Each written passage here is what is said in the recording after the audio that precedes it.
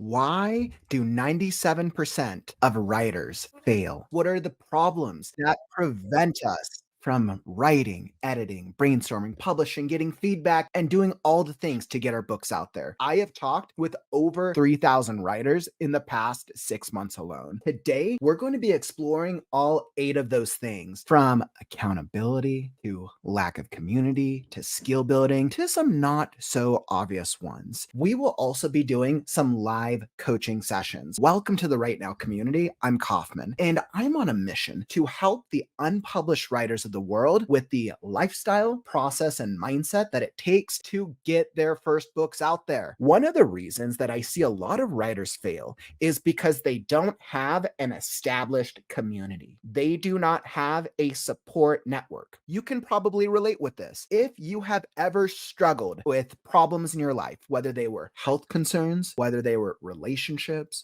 whether they were work problems, or any of the other things that just go a part of living in today's age, you need a support system. I see a good deal of writers not successful because they treat the writing process as an entirely solitary process. And that's great. Like, there's nothing wrong with the writing portion itself of doing it yourself, going on a writing retreat. You need the community because A, you need people who are like-minded and believe in similar things. If you put yourself with people, talking with people, whether it's physical or virtual, if you put yourself around people who share a similar interest and are trying to pursue similar things, you are more likely to be successful. You're thinking of the same problems. You're dealing with similar obstacles. The number 2 reason why I see writers fail: they do not have a book development plan. If your goal is to have fun and write a story and just put it out there, you probably don't need to worry about this much. If your goal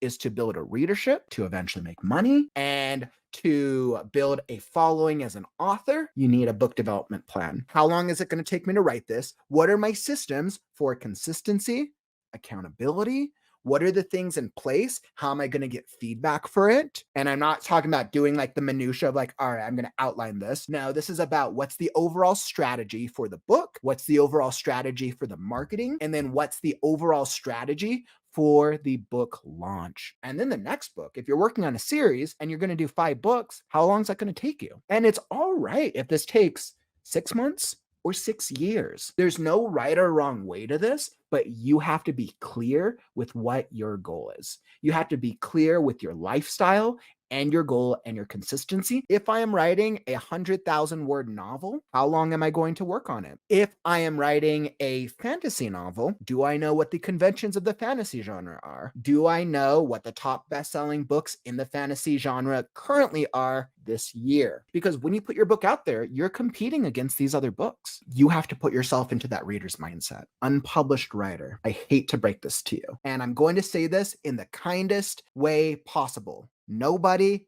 gives a shit about your first book. But that's all right. It's not a bad thing. It is not a bad thing. The only way you will make people care about your book is if you have a strategy behind it. Follow and subscribe. 250 consecutive live streams and counting. Published author interviews, writing sprints, writing group, giving you the inspiration, the motivation, and some strategies. So smash those buttons and you'll be alerted when we go live. Why do writers fail? Because they're not clear with the type of feedback they need. They're not clear about the type of feedback that they need. And then 2, when they get the feedback, they don't know how to use the feedback effectively in a way that's going to support their book's journey. What are all the different ways that a writer could potentially get feedback from somebody else, right?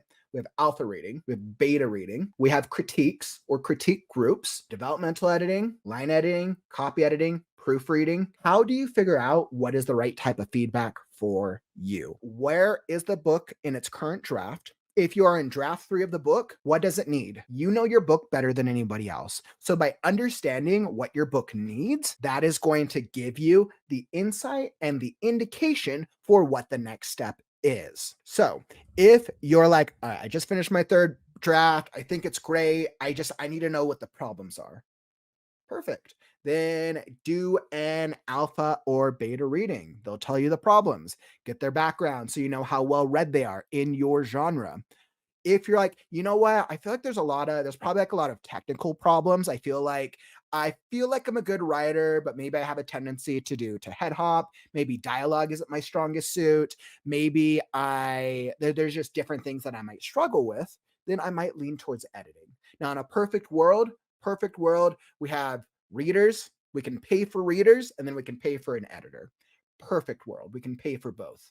Perfect world, we can pay for all the things. But in a realistic world, we're probably on a budget. Try to find a reader and then try to get an editor. Do a reader, take the feedback, and recognize that you don't have to do all the feedback. You don't have to do everything. You can, but it's your book. How do you know what is the right feedback to take? If you go back to your book development plan and if you review your outlines and the strategies for the book itself, then you are going to be able to take that feedback in and be like, okay, does this match my main character's journey? Yes or no? Does this match the theme of the story that I want to tell? Yes or no? Now, if your budget is super limited, just go the editor, right? If you can't afford both, or find somebody else who's writing a book, trade. It doesn't always have to involve money. A reason that I see a lot of writers fail, they don't have a clear system to solve the problems of writing the book itself. Are you going to be working on it once a day? Are you going to be working on it once a week? How are you going to outline your book? I don't know if you can actually be successful as a pantser in the overall book development process. And I'm going to tell you why.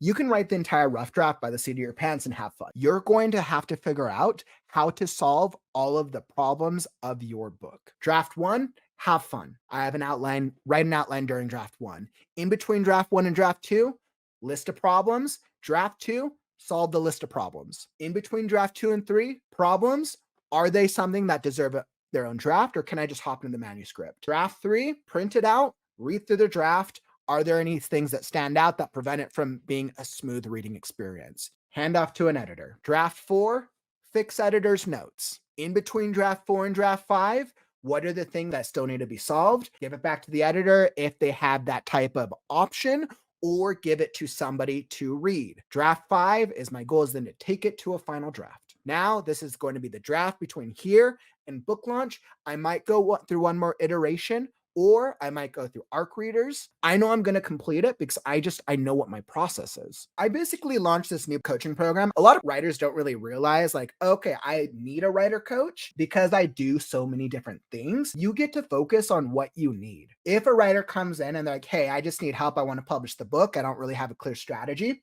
Then the strategy will be, we will come up with a book development plan. So we'll come up with like, okay, what's your strategy from right now until the day the book gets published so you can achieve whatever your goal is. Maybe part of that strategy comes into they suck at writing consistently, so we then set up an accountability plan. Maybe part of it is like a lot of friends ask me about it, but I don't know what to tell them. Perfect. Maybe we come up with a blurb, or maybe we develop a series Bible. Accountability is the number 5 problem that most writers deal with that prevent writers from actually finishing their early books. Writing is a process. And if we've set up a clear goal, if we've set up a clear book development plan and systems and we're strategizing, but then in 3 weeks when life gets busy, we stop writing. If we don't have a clear accountability system in place, we're not going to write anymore. If we don't have a clear system to hold ourselves accountable, we stop writing when the going gets tough.